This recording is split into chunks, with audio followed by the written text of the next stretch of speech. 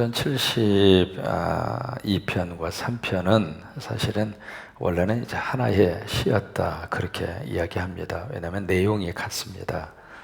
그리고 시편 42편에 나오는 두 번에 걸친 반복되는 5절하고 11절의 그 내용이 43편에서도 똑같이 반복이 되고 있습니다.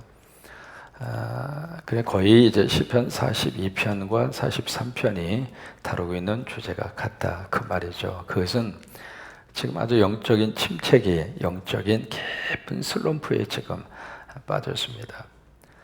사람이 살다가 보면은 항상 하하하 호호호 아유 행복해 어이 징그럽게 행복해 날마다 그렇게 사람이 살 수 있어요 없어요? 안 되는 거예요.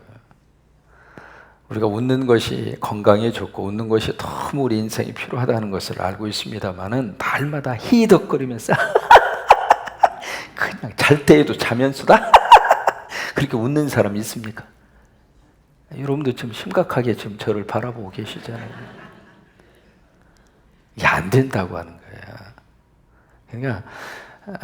그러니까 그것을 인정하고 살아야 인생을 바르게 바라보고 살 수 있거든. 이게 지금 태양이 엄청나게 내려치고 있잖아요. 그럼 계속 태양만 내려치면 사람이 어떻게 살아요? 비도 와야죠. 태풍도 불어야죠. 바람도 불어야죠. 그런 것처럼 영적인 삶도 똑같다고 하는 거예요. 영적인 삶만 그런 것이 아니라 멘탈 라이프, 우리의 정신적인 삶도 똑같아요. 육체도 그러고 멘탈도 그러고 스피리추얼리티, 영적인 삶도 그러고 다 똑같아요. 올라갔다가 내려가고 내려갔다가 올라가고 올라갔다가 내려가고 이렇게 리듬을 타는 거예요. 리듬을. 그러니까 어떤 꼭지점에 올라가 있을 때에 교만할 필요 없습니다. 왜? 내려와야 되니까. 또 내려갔다 치더라도 낙심할 필요 없습니다. 왜? 다시 올라가면 되니까. 그러니까 부부의 삶도 마찬가지인 것 같아요. 서로 사랑이 있어서 서로 그냥 애끼고 사랑하고 존중하고 그런 시절이 있었잖아요. 그러다가 이제 부부의 삶이 왠지 모르게 묘한 관계를 형성하면서 디프레션에 어떤 침체기에 이렇게 빠질 때가 있고요. 그러다가 어느 날 갑자기 은혜 받고 말씀을 받고 예배 드리다가 아유 그렇지. 이 인간이 나에게는 소중하지. 이 인간 없으면 나 어떻게 살지? 그 생각이 깨달으면서 잘해줘야지. 그런 마음 들 때가 있어요? 없어요? 있다고 고백하는 게 훨씬 더 인생이 즐겁습니다. 그러면서 이제 사이클을 이렇게 겪는 거거든요. 영적인 삶도 똑같아요. 이 침체기를 겪는 사람은 누구는 겪고 누구는 안 겪고 그런 게 아닙니다. 모든 인간이라면 영적인 이 사이클과 영적인 디프레션과 침체기와 이 절망의 늪에 빠질 수 있는 가능성을 항상 가지고 그렇게 살아요. 그러니까 어떤 사람을 보고 저 사람 왜 저래 그렇게 이야기할 필요 없어요. 왜? 나도 그럴 수 있는 가능성을 가지고 살고 있기 때문이에요. WHO라고 하는 기구 아시잖아요. 세계보건기구에서 2020년이 되면 전 세계 모든 사람들의 사망률 2위로 급부상하는 질병이 하나 있다. 지금 그 질병이 걸려있는 사람이 수억 명인데 평균 수치를 따져보면 남자 10명 중에 1명, 여자 5명 중에 1명이 그 질병에 고생하고 있다. 그러니까 남자보다도 지금 여자가 그 질병에 걸릴 수 있는 가능성이 더 많다 그 이야기예요. 그 질병이 바로 뭐냐면 우울증입니다. 우울증이라고 하는 질병, 영어로 디프레션이라고 하는 이 질병, 이것을 다른 말로 말하면 영적인 의미에서 보면은 또 하나의 영적 늪에 빠진 거예요. 침체기에 들어간 거나 마찬가지거든요. 이 우울증에 사람이 걸리면 정상적인 삶이 지속하기 어려울 정도로 삶의 의욕을 상실하고 맥이 빠지고 만사가 다 귀찮고 이제 우울증이 나타나는 여러 가지 현상이거든요. 또 하나 앞길에 칠흑같은 어두움처럼 빽빽한 어두움의 깊은 터널 속에 나 혼자 덩그렇게 남아있는 것처럼 그런 어떤 생각을 가지게 되고 그 생각에 극단적인 생각을 가지게 되는 순간 나도 모르게 극단적인 삶의 선택을 하게 하는 그래서 우울증이라고 하는 게 그래서 참 우리를 힘들게 하거든요. 거기에 대한 약, 거기에 대한 대처법 알지 못하면 나도 모르게 우울증에 의해서 너무 많은 사람들이 마지막 삶을 비참하게 끝내는 경우들이 많다고 하는 거예요. 근데 영적인 침체기를 그 성경에서 보면 어제 말씀드린 것처럼 엘리야도 깊은 영적 침체기에 빠졌고, 엘리야만 그런 게 아닙니다. 욥도 마찬가지였고 모세도 마찬가지였고, 바울은 안 그랬습니까? 바울도 마찬가지였죠. 지금 미국에서 가장 영향력 있게 목회를 하시는 분이 릭 워런 목사님, 세들백 교회, 그 교회를 개척을 해서 세계적인 교회로 키웠을 뿐만이 아니라 릭 워런 목사님이 아주 그의 목회라든지 목회적인 자세가 건강해요. 대부분의 릭 워런 목사님과 존 파이퍼라고 하는 유명한 신학자가 있습니다. 두 분이 대담하는 것을 가만히 들으면서, 야, 이래서 하나님이 그를 귀하게 들어 쓰시는구나, 그렇게 느낄 정도로 그 릭 워런 목사님이 그런 영향력을 미치고 있잖아요. 그런데 몇 년 전에 그의 아들이 27살 먹은 아들이 자살을 해서 세상을 떠납니다. 그 사건이 있은 후에 그가 교회 앞에 나와서 했던 말, 참 지금도 잊을 수 없습니다. 나는 내 아들이 우울증 환자로서, 우울증에 걸린 거예요. 그 아들이 27살 먹은 그 아들이. 그 아들이 고통스러워할 때 아버지로서 그에게 도움이 되지 못했다고 하는 것이 아버지로서 내 아들한테 너무 미안하다. 여러분, 부모입니다마는 자식이 앓고 있는, 자식이 고민하고 있는 것을 부모가 얼마나 해결해 줄 수 있겠어요? 그러니까 그것이 첫째로서 이제 애비로서 참 미안하고, 두 번째는 내 아들이 그렇게 이 세상을 떠났다고 하는 그 사실보다도 그 다음에 나타나는 사람들의 반응과 그리고 인터넷상의 댓글, 그것이 나를 너무 힘들게 했다. 우리는 남의 일에 대해서는 철저하게 객관화시키는 버릇이 있습니다. 왜? 나하고 상관이 없으니까. 그러니까 그냥 내 속에 나오는 감정대로 다 이야기할 수 있는 가능성이 참 많아요. 손가락질할 수 있고, 막 비난할 수 있고, 막 나오는 대로 말을 할 수가 있고. 근데 그것이 가장 많이 나온 반응이 어떤 반응이었을 것 같아요? 어떻게 목사 아들이 목사 집에서,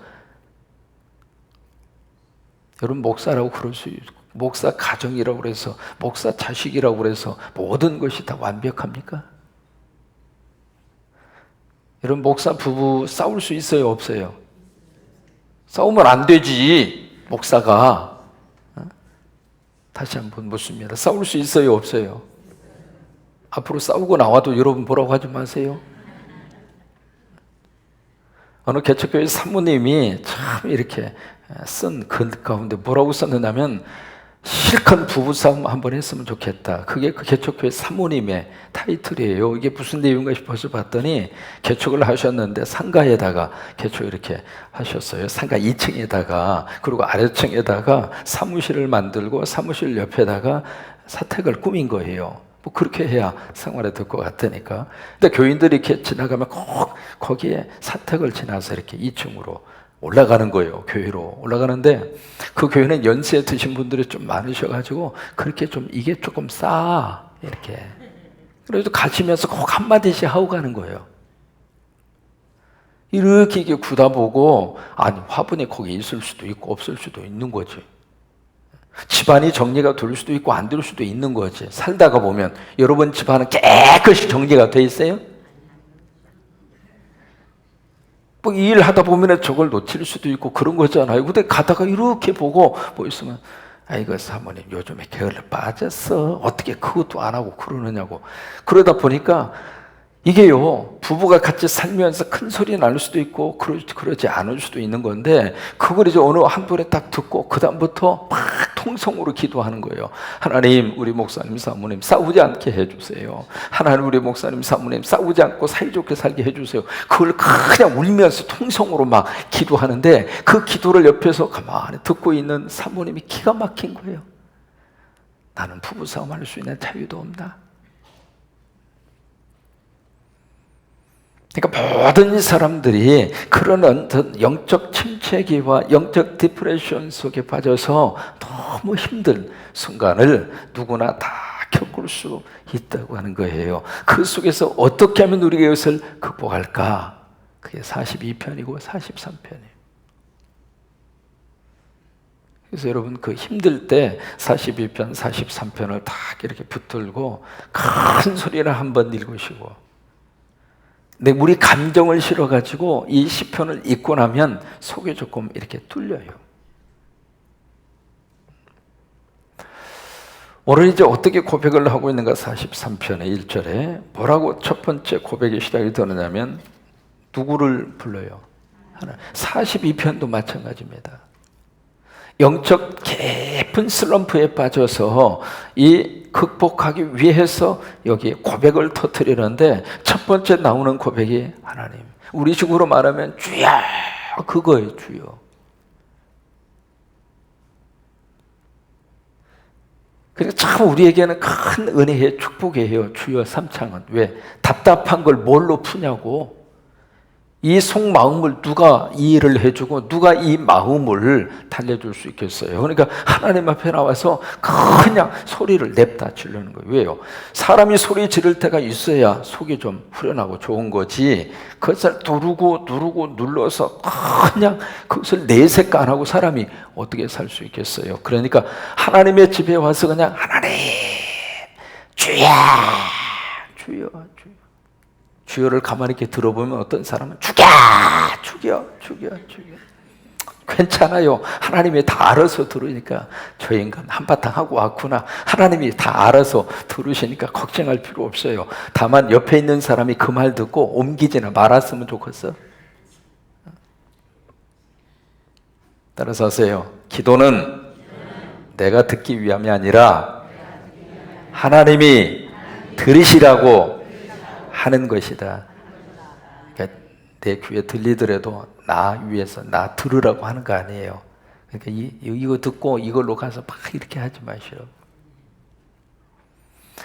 영적인 깊은 슬럼프에 빠진 이 시편 이 기자, 저희가 특별히 42편에 고라 자손이 썼다, 그렇게 기록이 되어 있잖아요. 이 후손이 그 속에서 어떻게 쓰는지 일어나기 위해서 첫 번째 그가 고백한 말은 주여, 주여, 주여, 주여. 여러분, 주여를 입에 달고 살면 힘이 됩니다. 그러니까 답답하고 힘들고 막 욕이 막 나오려고 그럴 때 있잖아요. 운전하다 보면 거칠어요. 그럴 때 말이죠, 옆에 목사가 탔으니까 욕은 못하고 저거 2번이네 그러더라고. 그래서 한국 온 지 얼마 안 됐는데 그래서 장로님 무슨 놈이 2번? 그랬더니 1번은 뭐 2번은 뭐 3번은 뭐 아예 이렇게 딱 정해놓고 입으로 차마 담을 수가 없으니까 저 2번이야. 그래서 아이 장로님 그것도 지혜롭네. 극한 상황 가면 저 1번이야 그러더라고. 그래서 나도 생각해도 1번이네. 그래요. 속에 있는 게 터져 나와야 되는 거예요. 1절, 하나님이 나를 판단하시되 경건하지 아니한 나라에 대하여 내 송사를 변호하시며 감사하고 불의한 자에게서 나를 건지소서. 그러면서 두 가지를 고백을 해요. 첫째 2절에 주님은 나의 힘이 되십니다. 이게요.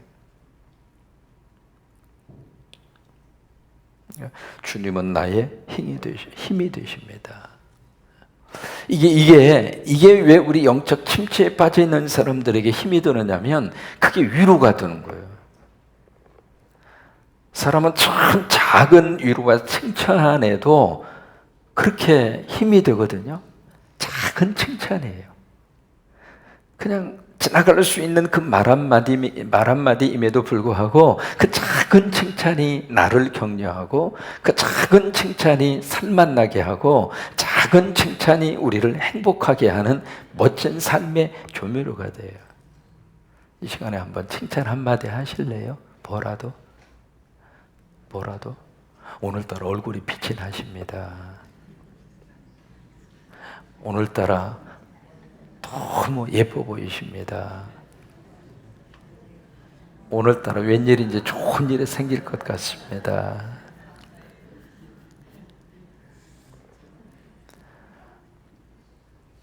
한 극장에서 유명한 가수가 와서 공연을 하기로 약속이 딱 되어져서 비싼 티켓을 사서 딱 와서 시간이 되기를 기다리고 있는데 공연의 스테이지가 딱 열리더니 사회자가 와서 여러분 미안합니다.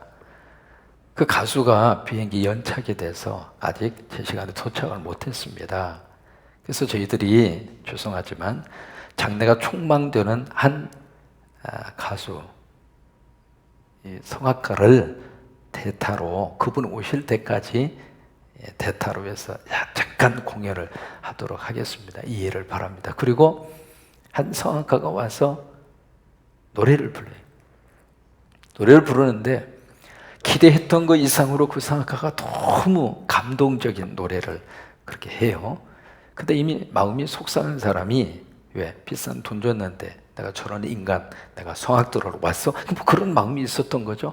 그러니까 마음이 상해버린 사람들이 누가 하나 박수를 안 치는 거예요.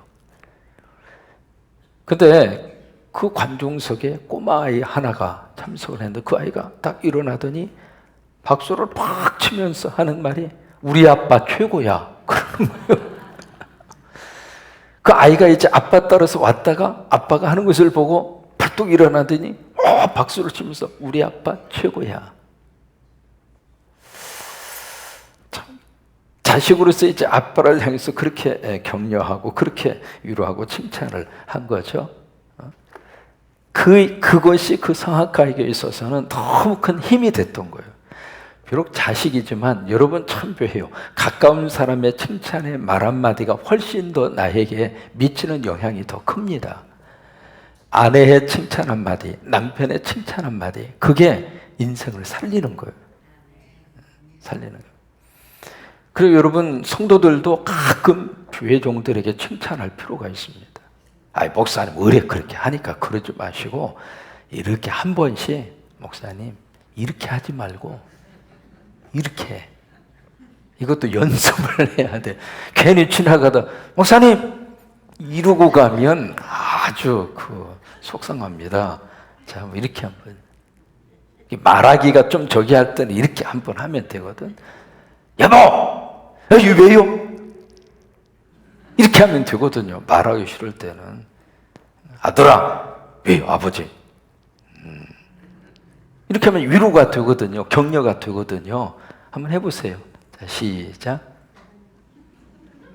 잘 봐. 이렇게 한 분 계시는 거. 이렇게. 손가락을 잘 이렇게 올리셔야 돼요. 가운데 올리면 큰일 납니다. 그러니까 그 생각 또 생각나는 게 있네요. 뭐냐면 이승만 대통령 통치하고 있던 그 시절에 미군들이 많이 왔잖아요. 그러니까 미군들이 막 지나가면 막 쫓아가면서 김미 초콜릿, 김미 컵 막 그랬잖아요. 근데 던져주면 고마운데 안 던지고 가는 거야.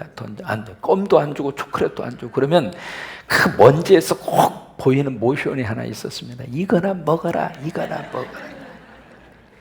화가 나니까 그랬죠. 엿도 안 주고 껌도 안 주고 초콜릿도 안 주니까. 근데 이제 고위층이 온 거예요. 와서 이렇게 막 그렇게 가는데 아니라 다를까 한국 아이들이 막 새까맣게 몰려들어서 김미껌, 김미초콜릿. 근데 줄 게 있어야지. 그냥 푸릉 하고 가니까 얘나 이거라 먹어라. 그랬단 말이죠. 근데 그 고위층이 도대체 저 한국 아이들의 저 제스처가 뭐냐고 그대로 통역을 하자니 창피하고 그래서 그거요. 반가운 사람이 오면은 그런 식으로 제스처를 쓰는 거라고 이렇게 넘어갔어요. 근데 이 사람이 이승만 대통령을 만나러 갔네. 문이 열리고 만나자마자 이거라고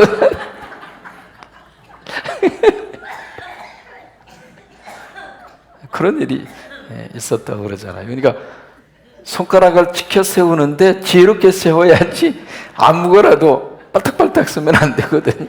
그러니까 이렇게. 자, 이렇게 한번 해보세요. 그러니까 그 아들이지만 아빠한테 막 이게 큰 힘이 돼요. 그 사람이 누구냐면 루치아노 파바로티입니다. 아시죠? 세계적인 테너, 쓰리 테너를 꼽는데 그 중에 루치아노 파바로티. 그 사람이 그렇게 무명 시절에 대타로 들어가서 노래 몇 개 하고 아들이 벌떡 일어나서 박수치고 이거에 위로받고 힘을 얻어서 결국 세계적인 성악가가 된 거예요. 우리가 깊은 슬럼프에 빠져 있을 때 하나님이 우리를 향하여 손을 내면서 너 괜찮다. 또 괜찮아. 하나님이 우리를 위로하시고 하나님이 우리를 격려하시고 하나님이 우리에게 새 힘을 주시는 거예요. 더 괜찮아. 더 괜찮아. 나 지금 잘 살고 있어. 나름대로 애쓰고 있잖아. 그만하면 됐다. 얼마나 더 하려고 그러느냐. 아멘. 그게 이제 거기서 극복해낼 수 있는 너무 귀한 은혜의 방법이고. 그럼 두 번째로 3절입니다. 주의 빛과 주의 진리를 보내시어 나를 인도하시고, 어디로 인도하느냐면 주의 거룩한 산, 주께서 계시는 곳, 4절의 주의 제단. 여기 세 군데를 이야기를 했잖아요. 주의 거룩한 산, 주께서 계시는 곳, 하나님의 제단이 바로 어디일까요? 교회죠. 교회죠. 영적인 깊은 침체기에 빠져 있을 때 하나님이 나를 이끄셔서 교회로. 그러니까 영적으로 힘들수록 교회에 가까이 하는 게 그것을 이길 수 있는 방법이라고 하는 거예요. 어떤 우울증이 너무 심하게 왔을 때 집에 방콕하고 계시면 안 돼요. 밖으로 나와야 되거든요. 근데 밖으로 나오는데 밖으로 나와서 어디로 가요? 이 무더운 날씨에 뭐 어디를 가겠어? 월명산 그것도 한두 번이지. 맨날 월명산 가서 뭐가 저기 해요. 그러니까 그 순간에 나를 이끄셔서 어디로 우리를 이끌어 주시는가? 교회로. 왜냐하면 교회에 오면은 같이 있잖아요. 교회에 오면은 누군가가 나를 잡아주잖아요. 교회에 오면은 아버지 집이잖아요. 아버지의 위로하심이 있잖아요. 교회에 오면은 영적인 슬럼프를 다시 이기고 극복하고 나올 수 있잖아요. 그래서 교회를 가까이 하는 것이 최고로 좋은 축복의 인생입니다. 특별히 연세 드시면서 나이 들으면서 노인정도 한두 번이지. 7학년짜리가 노인정에 가면 커피잔 들고 심부름이나 해야 돼. 왜냐하면 하도 위에 학년이 높은 분들이 많아서 9학년, 10학년짜리가 노인정에 딱 앉아 계시는데 7학년짜리가 가서 어떻게 폼 잡겠어요? 그러니까 연세 드실수록 정말 와야 할 때는 교회밖에 없어요. 크게 아멘. 교회에 오면은 그래도 막 말씀 듣고 예배 드리면서 영적 디프레션, 영적 이 우울증을 잘 극복하고 그렇게 살아갈 수 있어요. 여러분, 우리 안에 그런 교회를 더 가까이 하시고 교회를 통해서 하나님의 은혜를 받고 그렇게 될 수 있게 되기를 바랍니다. 여러분, 여기 가면 시애틀이 있잖아요. 시애틀이 낳은 세계적인 인물 세 사람이 있습니다. 그게 이제 시애틀 전체를 먹여 살리고요. 그렇게 영향력을 미친 사람이 시애틀에 세 사람이 나왔는데, 첫째가 누구냐면 빌 게이츠라고 하는 사람이 시애틀 출신입니다. 근데 그 세 사람 모두가 다 특징이 있습니다. 대학 졸업장이 없습니다. 세 사람 다. 그 첫째가 이제 빌 게이츠라고 하는 사람, 시애틀 출신이거든요. 어제 잠깐 말씀드린 것처럼 빌 게이츠의 재산이 100조가 넘었어요. 영국 전체 국민들의 소득보다도 더 많습니다. 엄청난 재산을 빌 게이츠가 가지고 있어요. 그 다음에 두 번째로 이 시애틀에 유명한 것이 바로 뭐냐면 보잉사라고 하는 항공사가 있습니다. 보잉사. 근데 보잉이라고 하는 이 회사가 어떻게 이렇게 치고 나왔느냐면, 일반적으로 비행기의 엔진을 꽁무니에 달았어요. 처음에 비행기가 나올 때. 그러니까 꽁무니에다 엔진을 달으니까 이게 얼마나 무거워요. 이게 이륙하고 착륙하는 게 이게 보통 일이 아니야. 그때 이 보잉사는 이 엔진을 날개에다가 단 거예요. 그래서 보잉사가 나온 거예요. 날개에다가 엔진을 달으니까 엔진이 많을수록 사람을 더 많이 실을 수 있고 짐을 더 많이 실을 수 있고 그런 거예요. 지금 전 세계 항공사의 이 비행기의 거의 대부분이 보잉에서 나옵니다. 그 정도로 시애틀, 엄청나게 큰 보잉사가 바로 시애틀에 있어요. 그 다음에 또 한 사람, 여러분 이제 기억하실지 모르겠습니다. 세 번째 사람이 누구냐면 맥홀드라고 하는 사람이에요. 맥홀드, 아마 잘 익숙하지 않는 사람일 터인데, 이 맥홀드라는 사람이 누구냐면, 지금 여러분 핸드폰 다 가지고 계시죠? 그 핸드폰을 맨 처음에 시작한 사람이 맥홀드입니다. 이 사람이 핸드폰을 해서 오늘 여러분이 다 손에다가 핸드폰 다 들고 있는 거예요. 이 사람이 시애틀 출신이에요. 근데 이 세 사람 모두가 다 누구 밑에서 참 신앙적인 교육을 받았느냐면, 라이크 우드라고 하는 주일학교 선생님이 있어요. 라이크 우드라고 하는 주일학교 선생님. 그 주일학교 선생님의 지도를 받고 신앙생활을 했던 사람들이에요. 이 모두가 다. 그러니까 어렸을 때부터 교회에서 철저하게 주일학교 교육을 받은 거예요. 라이크 우드라고 하는 주일학교 선생님. 그 밑에서 빌 게이츠가 나왔고, 그리고 보잉사가 나왔고, 그 다음에 맥콜리라고 하는 사람을 통해서 핸드폰이 나온 거예요. 어렸을 때부터 교회를 가까이 하니까 하나님이 그렇게 들어 쓰시는 거예요. 인정하시면 아멘? 그래요. 힘들 때마다 아버지 집에 와서 아버지의 위로하심을 받으시게 되기를 바라고, 아버지가 우리의 영적인 침체기와 우울증에서 우리를 건져 주셔서 그렇게 승리하고 살 수 있게 되기를 바랍니다. 요절의 말씀 3절입니다. 시작. 주의 빛과 주의 진리를 보내시어 나를 인도하시고 주의 거룩한 산과 주께서 계시는 곳에 이르게 하소서. 어제 암송 9절 5절이었죠. 5절 42편 5절 시작. 내 영혼아 내가 어찌하여 낙심하며 어찌하여 내 속에서 불안해하는가. 너는 하나님께 소망을 두라. 그가 나타나 도우심으로 말미암아 내가 여전히 찬송하리로다. 오늘은 43편 3절 다시 고백합니다. 주의 빛과 주의 진리를 보내시어 나를 인도하시고 주의 거룩한 산과 주께서 계시는 곳에 이르게 하소서. 다시 한번 고백합니다. 주의 빛과 주의 진리를 보내시어 나를 인도하시고 주의 거룩한 산과 주께서 계시는 곳에 이르게 하소서.